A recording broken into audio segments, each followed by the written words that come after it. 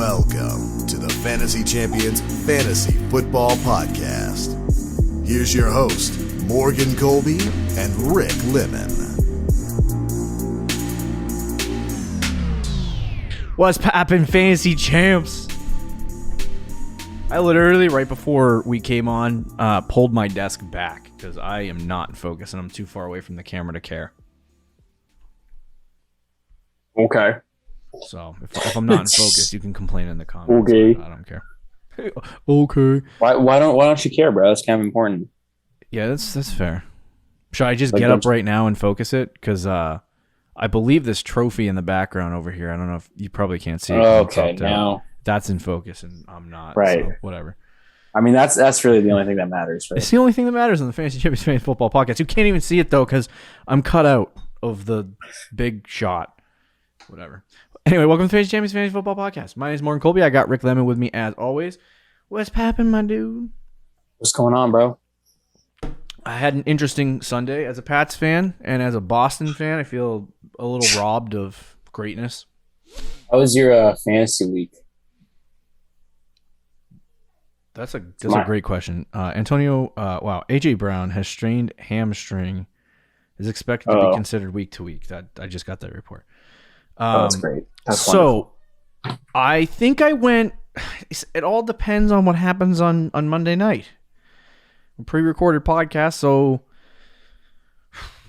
in a league, I have CD and Jalen Hurts. When this posts, you guys will know the answer to this question. But Rick, do you think that I have a shot? It's 130 to 83. The other guy has no players left, and I have Hurts and CD. You have a shot. Is it going to happen? I don't think so. I went 2-6 this week, by the way. But it's not like, it wouldn't be shocking if CeeDee Lamb and Jalen Hurts go off. I didn't go 2-6. I went 2-4. Ooh. Bad week. That's okay. I actually had a bad week too this week. You know why? Do you have AJ Brown in any of your leagues? 2. Yeah, I have him in 2 leagues as well. Yeah, that would be. So that's not good. Actually, the one league I have him in, I won. That's actually hilarious. I went 1, I won 2, 3. I think I went 3-3 in my leagues, and 1 game to be determined tonight. Rick and I are in a dynasty league together, and he is. I didn't even count that one. He's scored. Well, we're in multiple dynasty leagues, but this particular one, he's outscored me by probably 150 to 200 points, and I'm 3-0, and he's 0-3. I don't know what to do in that one. Blow it up, bro. Again, I definitely won't blow it up because you're headed in the right direction, but you're not 3-0. So what can I say? Are you 3-0 in that league? No, I'm 2-1. I'm sorry. I was gonna say I think I've outscored you. Screw you, buddy. What the heck? I know, isn't it ridiculous? There's leagues where you just I don't know. That's on me in the home league this year. I literally am outscoring everyone every single week and still losing. So that is really sad. But anyway, welcome Fantasy Champions Fantasy Football Podcast once again. Today we have week 4 waiver wire targets. So we're going to give you a list of guys who are on the waiver wire who you can target for this week. Before we jump into that, check out our website, fantasychampions.com. Follow us on Twitter, Instagram, Facebook, TikTok, at the FF Champs, at the Fantasy Champions, Facebook.com/Fantasy Champions. Search us and you'll find us on any of those platforms. If you're listening on Apple Podcasts, Spotify, Stitcher, or any other podcast platforms, please leave a review, share this podcast with your friends, comment down below if you're on YouTube. And it should be an interesting episode today. So let's hop in. Let's hop in, my friend. Why can't we be friends? Is that what you say to Tom Brady this week as he comes back to Gillette? By the way, you said that there was the hype video that you last night. Rick's we were going back and forth on Twitter, and he said something about a Brady hype video, and I didn't see it for the Bucks Patriots game. Yeah. Did it have an Adele song in the background? Yeah, it was just that one. Oh, dude, that was so overdone. But it was lit. You were freaking crying on the couch, and I'm like, this is ridiculous. Dude, everything that's gonna have Brady all week, I'm gonna be like, yeah, it's gonna be a little absurd, isn't it?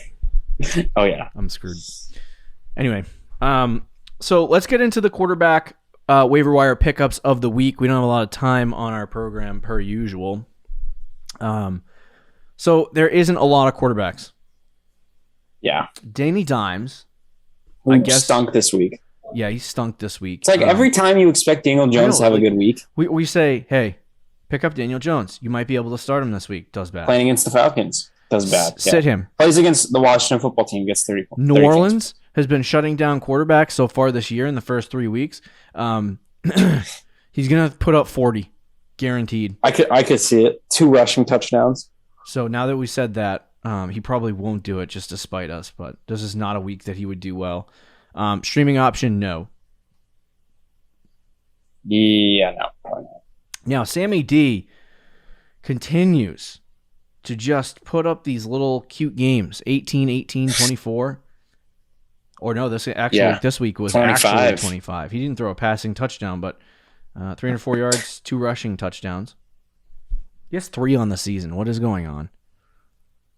I have a question, though. Without McCaffrey this week, they want McCaffrey to come back within the next week or 2, but he's probably going to miss at least 1 game, maybe 2.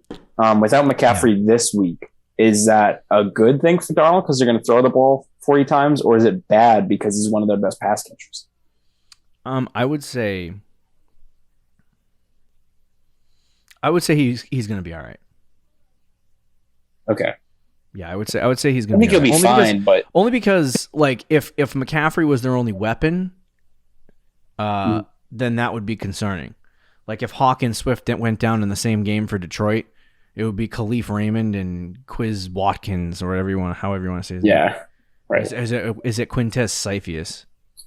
Yeah, I don't know. Cephas. Somebody tell me how to say any of the wide receivers' names on Detroit. But if they were to lose those guys, it would be. I would never ever want to play Jared Goff in a game. I already don't, but that would make it even worse.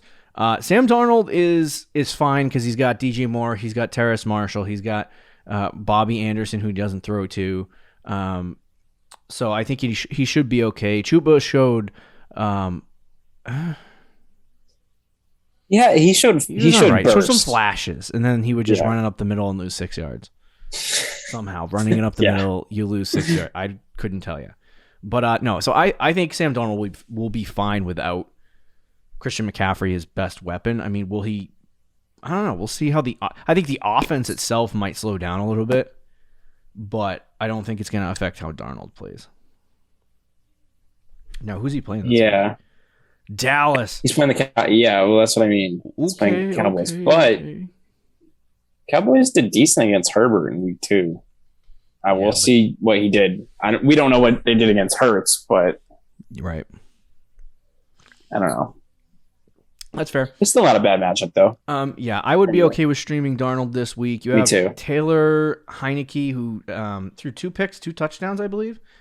And one of his touchdowns was a screen pass that Gibson took 80 yards. Oh my God, dude. That's what happened in the middle of the game. I was playing Gibson in a league, and I was like, what the frick happened? But I also have him in another league, so it was kind of bittersweet. Yeah. I had Mike Williams in a league this week, 29 fantasy points, and I versed Mike Williams in a league. It's bittersweet.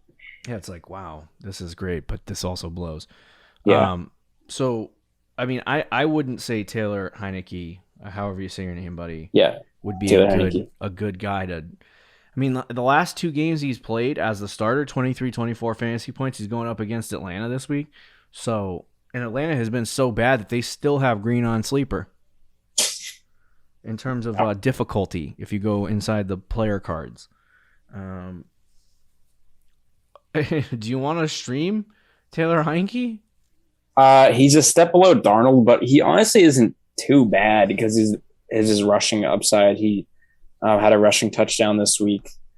But if you take out that big play from Gibson, he was really bad.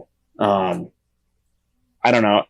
Atlanta's not a bad matchup, though, either. So, I could see him getting another 20-point week. He had 21 against the Giants and then 22 against the Bills. So I could see him getting 20 against Atlanta, but it's not something I'm super confident in. Okay. What are your thoughts on Bridgewater for the week?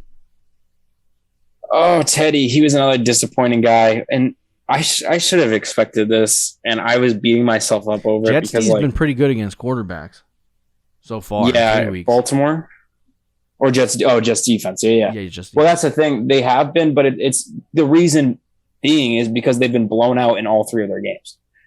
So the team will stop. Like he only threw 25 pass attempts compared to his 36 and 34 the first 2 weeks because they were up by 20 at halftime and the game was over. So they just ran the ball. Right. And I should have expected that, but I didn't. And I was like, oh, it's the Jets, bad defense, Say Bridgewater, all this stuff. So against Baltimore, it's going to be a much more competitive game, but I don't exactly think it's going to be a shootout. So I wouldn't like. I could see Teddy throwing a touchdown, maybe even 2, but I probably am not starting him against Baltimore. Wow, that's how the quarterback position makes me feel.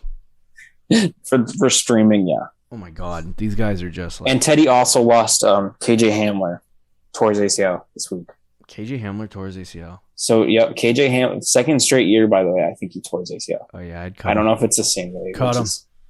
Really unfortunate. Cut him. He tore his ACL twice. In the real NFL, cut him? Yeah. Bro, he's good though. Like he was showing flashes of being good. Flashes of a torn ACL. I know, but yeah, I mean, I don't know. He's still only 22. Is there any? That's fair. Is there any quarterbacks that are not listed in front of your face that you would like to talk about? Hold on. Let me pull it up real quick. What's available in some leagues? I have Derek Carr in a league. I don't know what his own. Who is Derek Carr playing this week? Because he's been very good. 52% roster percentage. He's had 27, 26, and 24 fantasy points. If Derek Carr is available in your league, you need to pick him up. And he's going against the Chargers this week. Yeah, I would pick him up and play him. He's probably number 1. Don't you want Ben Roethlisberger? I like Baker this week against the Vikings. Don't you want Ben Roethlisberger, Rick? I was telling you before the show how washed I think he is, but yeah, he looks bad. Carson Wentz rostered in 21% of leagues. 7 points against the Tennessee Titans. I would not pick him up. At least for now. Yeah, I would say Baker and Derek Carr. Baker's if they're at 13, available. 19, 17. He doesn't go over like 19. No, he hasn't been great, but Minnesota is probably the best matchup. Last year's numbers: 11, 18, 16, 17, 19, 8, 35, 7, 5, 7, 20, 32, 33, 22, 8, Finished 17. the year decent. Yeah, he had some good games there. Week 12 to 15 in 2020. Yeah, I don't think he is a guy that's going to get you 25 fantasy points. No. Against Minnesota, they've been giving up a lot of fantasy points to the quarterback position. That's what I'm saying. I think if there's a week where he gets 20, I think Minnesota could be a week where he gets 20. Now, Jacoby Brissett had 20 fantasy points. 7 rushes, 37 yards, and a touchdown. No passing touchdowns. Is it me, or is everyone passing a ridiculous amount in the NFL this year? Everyone is passing. Like every single quarterback has like 45 plus passes. Or you don't want to start Mac Jones this week against Tampa? I'm good. Hey, I have. I don't want to talk about it. Unfortunately, I have. It's a super flex league. I have Tua and Herbert are my 2 quarterbacks. Tua's out, so my other quarterbacks on my bench are Garoppolo and Mac Jones, and I'm thinking of going Mac, but I don't know. Oh, you just want to watch Mac Jones. Do it so you can lose. I do. Because I need you to Garoppolo's playing Seattle though, so that's kind of a much better matchup. We had a bet running, bro. What was our bet? Who would get to the championship first, based on strategy? Oh, in that league? Yeah, bro. It might be you. I don't know, bro. I traded all my picks away, so we're in a tough spot. Anyway, let's move on to the next guy. A little more excited. Chuba Hubbard. If he is available in your leagues, you need to snatch him up and put him on your bench, because it was almost, I believe they brought in Royce Freeman for a couple of reps in that game. Mm-hmm. But I believe Chuba got a majority of the work. Chuba had about 50% snap percentage, and Freeman was at like 20. Yeah, so and that was with McCaffrey playing what, a quarter? Yeah. Okay, so yeah, Chuba, I would think, is going to get 60 to 70% of the work in this offense. And he's also a young guy that coming out of college, if he came out in 2020, he probably would be on a team running by himself. But he decided to go back to college for a year, and he sucked. So anyway, he moved way down the boards. What is he? He ended up like a 6th round pick or a 7th round pick? No, he was a 4th rounder. Was he a 4th rounder? Yeah, he was a 4th rounder. Why would they waste a 4th round pick on Chuba Hubbard? There's a handcuff for McCaffrey. IRL. Yikes. But anyway, yeah. So Chuba's got a must pick up for me. Oh yeah, I mean for sure. At least for this week. Like as soon as McCaffrey's back, cut him. Unless you have McCaffrey. Well, don't cut him, but if you have McCaffrey, then don't cut him. Put him on your team. But yeah, it sounds like Hubbard is going to be the main guy, but they're going to use Royce Freeman a decent amount. Mm-hmm. But Chuba's definitely the guy to own and start in that backfield. It seems like the reports on McCaffrey have been pretty positive, so I don't know how long he's going to be out. They don't want to put him on IR because they want him back before that 3-week period. So he's definitely going to miss 1 game, and then there's a chance he misses 2 games. So, like, how much money are you really willing to put on a guy who's just for this week? Yeah, just for this week. What's their matchup this week? It is Dallas. Oh, They'll play so that's Dallas. good. That's okay. It's a good matchup. Yeah, no, I mean, I would put about 10-15 for if you need a running back for the week. 10-15%? 10%, $10-15 in any format, whether it's 200 or 100. 100 probably be like 5. Right. So, yeah. That's not bad. We haven't watched Monday Night Football yet because it's pre-recorded, so Kenneth Gainmault, not sure how he performed. Yeah. If he went off, pick him up. If he didn't, don't pick him up.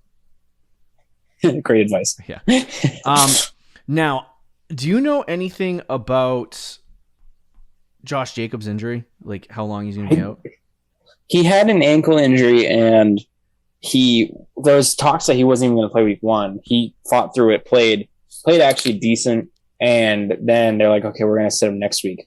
And then he sat against Miami. So I would expect him to actually be available this upcoming week. Yeah. Which would make Peyton Barber useless. But if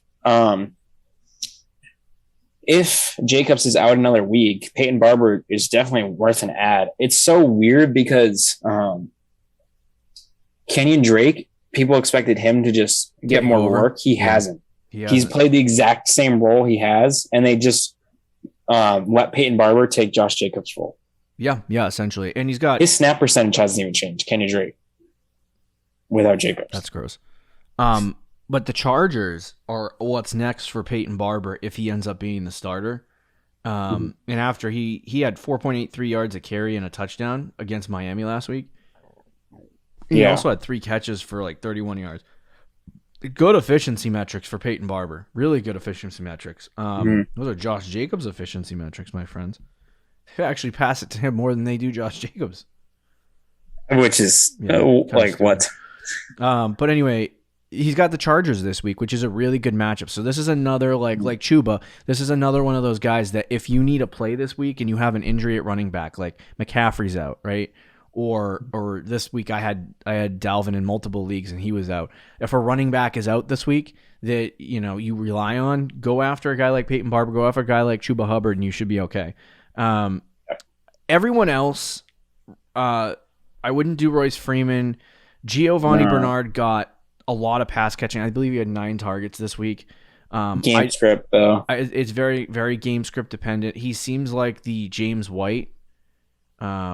That's exactly what he is. Yeah. But I don't know how much of a ceiling this guy has because he gets 0 rushing upside.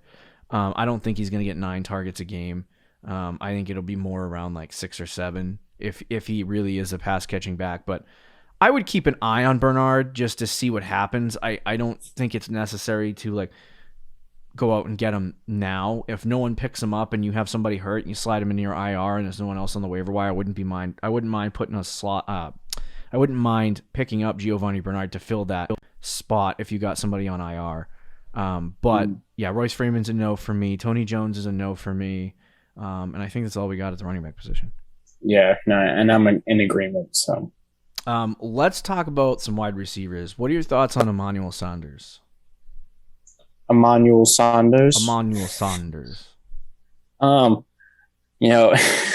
last 3 years, I've been he's kind of old and all this stuff. He's John Brown. The Saints, I wasn't crazy. He's about John him. Brown. He is, yeah, and he's gross, playing right now as that role. So that's what they brought him. And Gabe Davis has obviously not been what people hoped he would be. In terms of, I think he did miss a game though. To be fair, he's been battling an injury, is what this report says. Yeah, that's what I was gonna say. He's been trying to get healthy.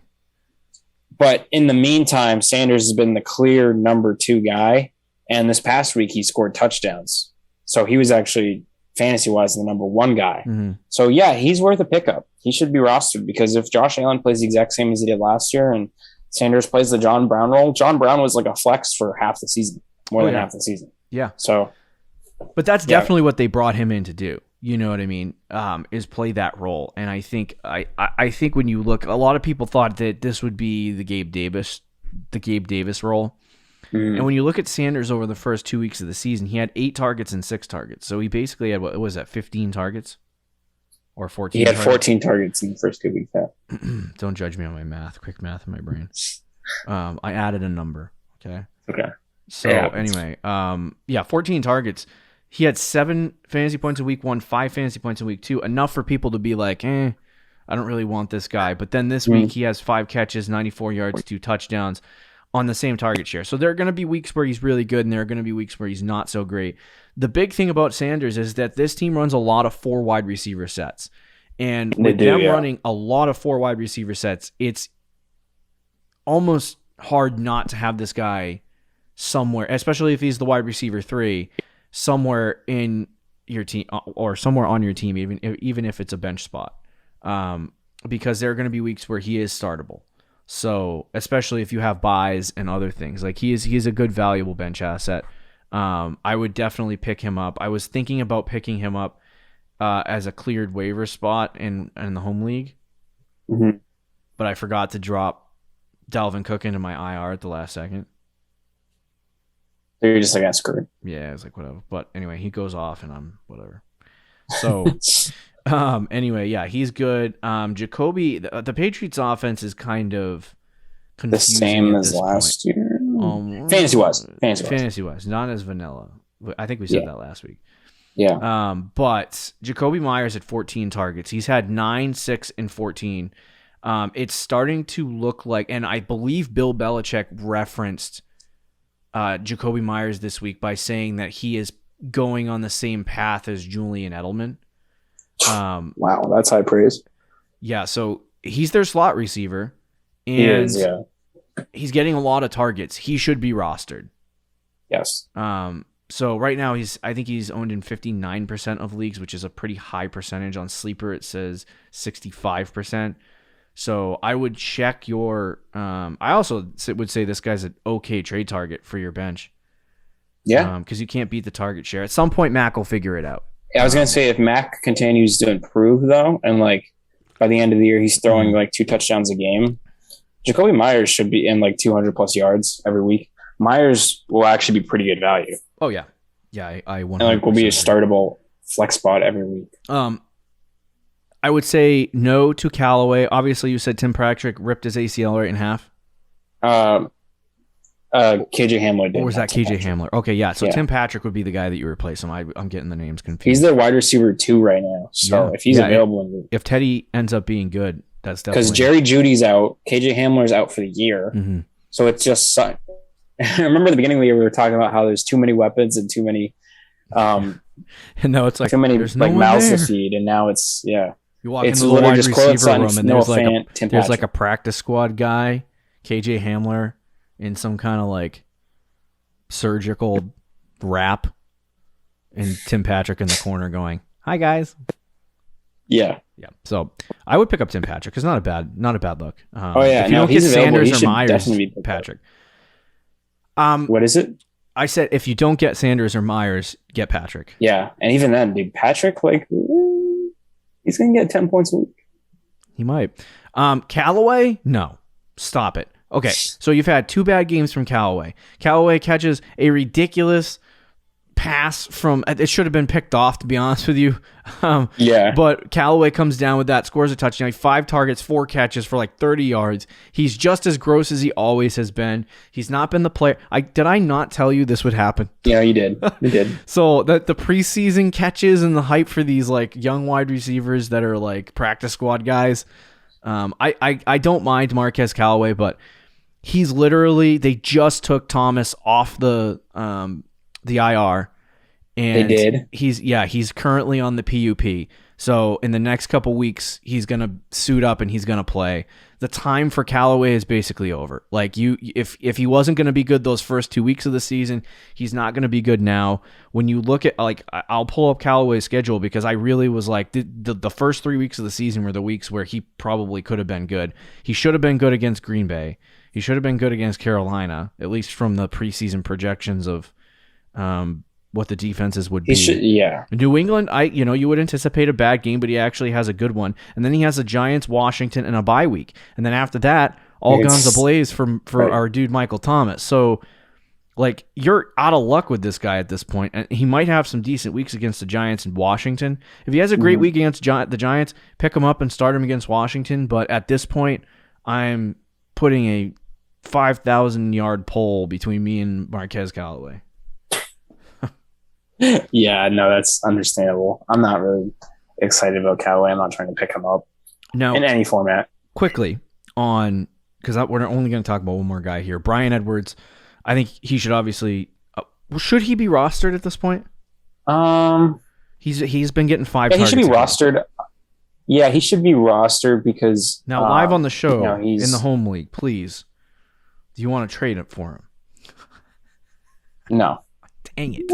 Maybe we'll talk, because I'm about to drop like 3 players this week. So I don't know what the waiver wire looks like. I haven't even done anything. They don't target him until later in the game. So I'm waiting for that big breakout. Well, that's the thing. Like he's shown flashes, and like he had the touchdown that got taken back that would have won the game. So he would have had like 17 points in week 1.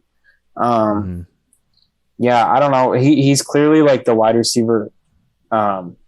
Well, they don't have a wide receiver 1, it feels like. Like, they split targets between Ruggs, Renfro, and Edwards. Yeah. And then Waller's like their main guy. Mm-hmm. So I don't really know. He's going to be touchdown dependent, and I don't really want to start him week to week, but he still has some upside, and he's gotten like 10 points in 2 of the 3 weeks. So, he's not bad. He should be rostered, but I'm not putting any money on him to pick him up. All right, let's move to the tight end position really quickly. I am not willing to roster Evan Ingram anywhere at this point. I know I've said in the past, like, he could be an option, but yeah, he's dead. He had 2 catches on 6 targets this week, and I think he had a drop again in his first game back. Did he not play in the first 2 games? Yeah, he did not. Yeah, no. Okay. Now, what I will say, though, you know what? I'll take it back. We'll give him a shot. For some reason, I thought he played the first 2 games. No, he didn't. And what I will say is that Darius Slayton and Sterling Shepard left the game in week 3 for the Giants, which is partly why Daniel Jones had a bad week, so I can't fully blame it on him. But if those guys are unable to go, it's just against the Saints, it would be Kenny Golladay, Evan Ingram, and like Kadarius Toney as their receiving option. So Ingram could actually have a decent week. Okay, I'll take it back. But it's still Evan Ingram. Right. Who's like consistently disappointing. Yep. The second guy is Tyler Conklin. So let's have a conversation. He's playing the Irv Smith role. Yes. What was supposed to be Irv Smith. And I thought KJ Osborne was going to be the guy that did that, but I guess that didn't continue and they went to Tyler Conklin. I watched this game and I was like, what in the crap are they doing targeting 83 so much? Oh, yeah, it's Tyler. Hey, bro, I can't hate it. I have him in a dynasty league with like 20 bench spots. So, yikes. But no, I mean, he had 6 points week 1, 2 points week 2, 16 against Seattle. I want to see what he does against Cleveland before I really start to think about picking Conklin up. If it becomes consistent, he might be a good, like, I don't like to stash tight ends and quarterbacks, but it is what it is. Like, if you don't have a tight end, like, just do what you need to do. Mm-hmm. And then Dawson Knox, who, I don't know. I just, there's so much target there's so many targets. He's so touchdown reliant. He's really touchdown reliant, but there's so many targets in Buffalo that it's hard to, like, you have Gabe Davis, you have Emmanuel Saunders, you have Stefan Diggs, you have Cole Beasley, Singletary in the backfield when they decide to target the running backs, which they never do. But, like, I would say Knox is like 5th or 6th in the target distribution chart. So I'm not excited about that, but he has been getting consistently 3 to 5 targets a game. And if you're one of the teams that doesn't have one of the top 7-8 tight ends, good luck. Right. Saddle up your Dawson Knox shares. Yeah. I guess it is what it is. I think any one of those 3 guys you can take a flyer on, but that's it. Nobody else. Oh, what about Tommy Tremble? Oh my God! Didn't he have an end around? Yeah, he had a touchdown. The Panthers traded Dan Arnold today for C.J. Henderson, the corner. It was, by the way, a horrible trade for the Jaguars. But Carolina now, Tommy Tremble. Wait. Bro. Last week on our Thursday show, what is it, Thursday night preview show, which we're going to do, I was going through and I put Dan Arnold on that list. And today, I type in, because I don't know who the hell the tight end for the Jacksonville Jaguars is, to be completely honest with you. So I type in tight end depth chart, and all of a sudden Dan Arnold pops up, and I'm like, did I screw something up? And I'm like, why is he in Jacksonville? And I'm like, I must have screwed something up. So I slid Dan Arnold into that show sheet, and now you're telling me that he got traded. So that would be why we're going to talk about Dan Arnold 2 weeks in a row. Yep, he got traded this morning for. Dude, it was He's probably not even going to play, pick. Right? Thursday night. Dan Arnold, I don't know. No, he might. Dan Arnold in a 3rd for C.J. Henderson in a 5th. C.J. Henderson was the guy the Jaguars took, I think, 9th overall last year. Are you freaking kidding me? And they just traded him? Yeah, to Carolina. So Carolina now has J.C. Horn, C.J. Henderson, and a very good front 7. That defense, if everyone's healthy, is actually pretty nasty. I don't know what the Jaguars are doing though. Like, they did get a 3rd round pick in return. And Dan Arnold. And Dan Arnold. Oh my God, he's probably Urban Meyer's probably lit. Probably. Yikes. Anyway, that does it for the waiver wire show. Yeah, I was gonna say, does that open anything up for Tommy Tremble, who's now the only tight end? Give it a week. Yeah, give it a week. I doubt it. Anyway, thanks for listening to Fantasy Champions Fantasy Football Podcast. There's your waiver wire rankings. Tomorrow we got a Thursday night football preview for fantasy football. Check it out. See you later, guys. Later. Thank you for listening to the Fantasy Champions Podcast. Make sure you subscribe on iTunes and YouTube, and follow us on Twitter @TheFFChamps.